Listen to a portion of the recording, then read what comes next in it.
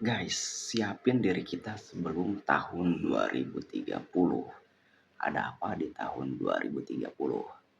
Nah, sebelum kita ke pembahasan, kita akan melihat tahun 2030 diprediksi menjadi salah satu titik balik dalam sejarah global.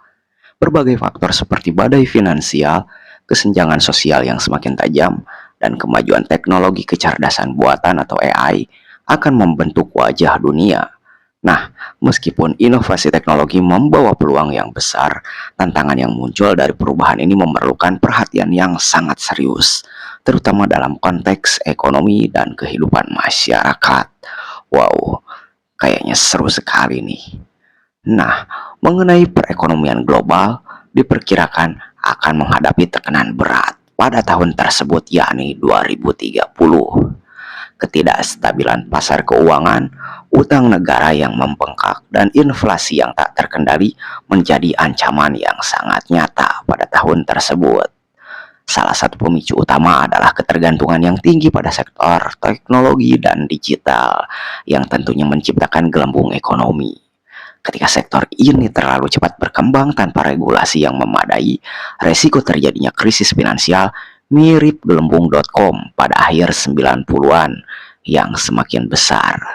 Sementara itu, di sisi lain, ketegangan geopolitik dan perubahan iklim dapat memicu gangguan pada rantai pasokan global yang akan mempengaruhi harga komoditas penting seperti pangan dan energi.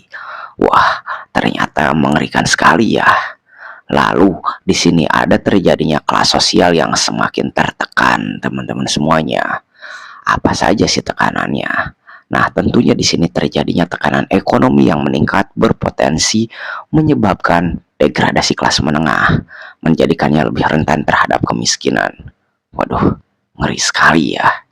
Menurut para ekonom, disparitas pendapatan akan semakin melebar, menciptakan jurang yang signifikan antara kaya dan miskin.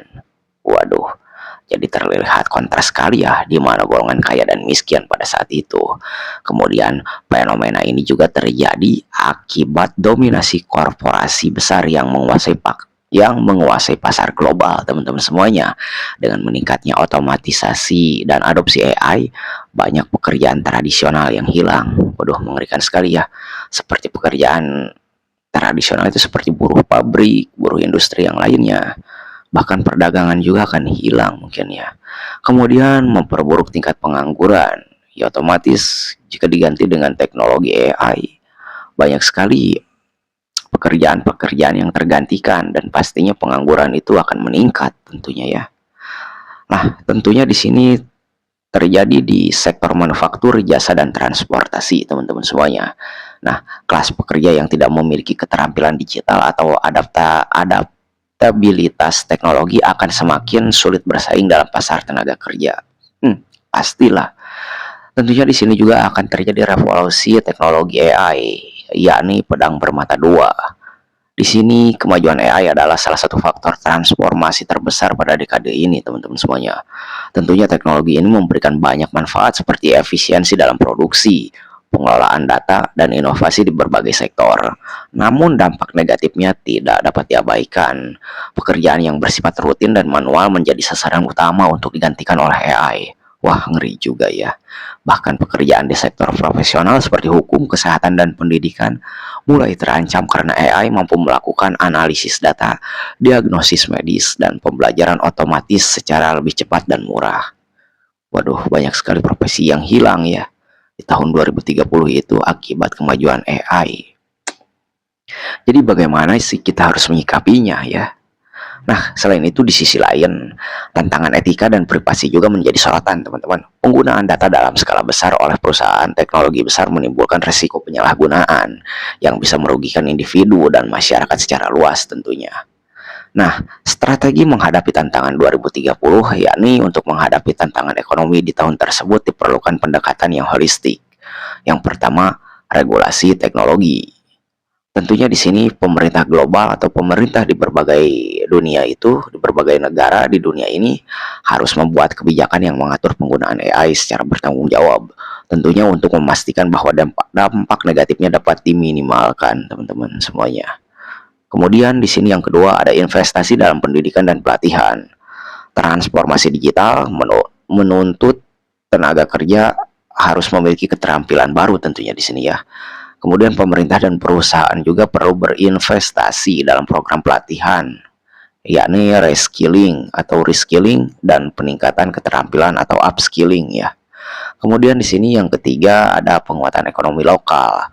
Tentunya di sini mendorong pertumbuhan ekonomi lokal melalui pengembangan usaha kecil dan menengah tentunya yang setidaknya dapat membantu mengurangi ketergantungan pada perusahaan multinasional. Ya betul sih ya. Jadi kita juga harus mengembangkan usaha kecil supaya tidak tergantung terhadap perusahaan-perusahaan besar yang setidaknya pastinya menggunakan teknologi AI ya. Kemudian yang keempat di sini perlindungan sosial yang lebih kuat. Nah, tentunya di sini kebijakan perlindungan sosial ini seperti jaminan pengangguran dan pendapatan dasar universal atau universal basic income dapat menjadi solusi untuk melindungi masyarakat dari tekanan ekonomi tersebut ya. Lalu teman-teman, bagaimana dengan kesimpulan tahun 2030 ini? Nah, tentunya di tahun 2030 akan menjadi era penuh tantangan dengan badai finansial, tekanan sosial, dan dominasi AI yang mengubah landscape dunia tentunya. Namun, dengan strategi yang tepat, dunia dapat menghadapi perubahan ini secara lebih seimbang tentunya. Tentunya di sini juga diperlukan kolaborasi antara pemerintah dari berbagai negara dan masyarakat dan sektor usaha akan menjadi kunci utama untuk membangun masa depan yang inklusif, berkelanjutan, dan adil tentunya. Nah, saran dari saya teman-teman ya, ketika kita menghadapi 2030, kan di sini membahas tentang perkembangan teknologi AI. Hanya beberapa faktor yang tidak bisa digantikan oleh teknologi AI. Salah satunya apa? Pertanian, peternakan, dan properti atau perdagangan dalam bidang properti. Jadi tidak bisa dilakukan oleh AI. Jadi sebisa mungkin kita dari sekarang menabung untuk membeli aset yang berharga seperti tanah, yang dimana nanti kita bisa menggunakannya sebagai sektor pertanian. Kemudian kita membeli ternak, dimana kita bisa membuat peternakan kecil atau peternakan sederhana di lingkungan sekitar kita, dan setidaknya kita harus memiliki berbagai bidang properti yang tentunya tidak bisa dijual oleh teknologi AI ya. Cuma 3 bidang tersebut yang tidak bisa dilakukan oleh teknologi AI. Bagaimana nih tanggapannya menurut kalian? Apakah kita sudah siap menghadapi tahun 2030 ini? Kalau saya sudah siap. Jadi mari kita bekali diri kita dengan berbagai skill, dan tentunya kita juga tidak boleh melewatkan kemajuan zaman ini, dan tentunya kita juga harus belajar mengenai tentang teknologi AI ini agar kita tidak tertinggal, dan tentunya kita juga harus menguasai skill tradisional seperti bertani, beternak, dan mengolah tanah atau menguasai bidang properti. Serta satu tambahan lagi, kita juga harus memiliki perkakas untuk bangunan dan lain sebagainya, karena di masa yang akan mendatang tersebut, kita skill-skill tersebut akan berguna sekali teman-teman. Oke, terima kasih, semoga bermanfaat. See you next time.